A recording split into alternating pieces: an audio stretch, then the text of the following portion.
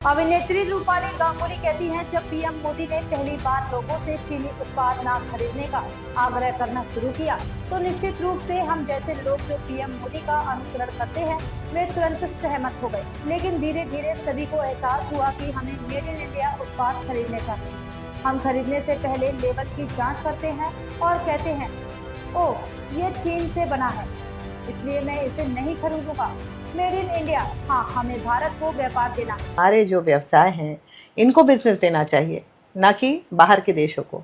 सो वो एक छोटा सा, जहाँ से वो एक मूवमेंट चालू हुआ था, boycott Chinese products, and lot of people I think feel proud today कि उनके घर में कोई भी चाइना का सामान नहीं आता। हम लेबल देख के ख़रीदते हैं कि oh this is made in China, let's not buy it. Made in India, yes, we have to give business to India.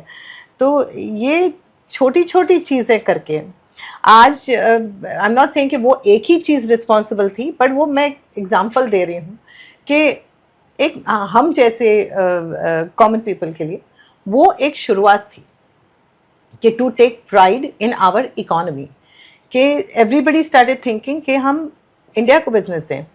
मुझे भी जैसे अगर कहा जाता था कहीं चलो वेकेशन के लिए कहीं बाहर चलते हैं, तो इट वाज कि no, let's give business to India.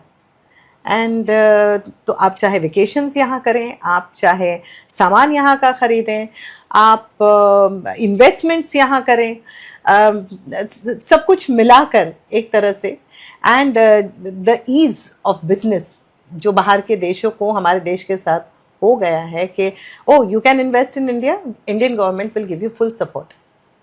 चाहे वो बड़ी बड़ी इंडस्ट्रीज आ रही है, चाहे एप्पल आ रहा है हमारे यहाँ पर इंडिया में, and you know it is a very big deal. हमने कभी सोचा भी नहीं था कि एप्पल प्रोडक्ट्स का उत्पादन हमारे यहाँ होगा, या फिर ये फला फला कंपनी की चीज़ें यहाँ बनेंगी। जो सारे उद्योगपति थे उनके लिए भी, because of ease of business, because of transparency, it became easier for them to deal with their country rather than some outside country.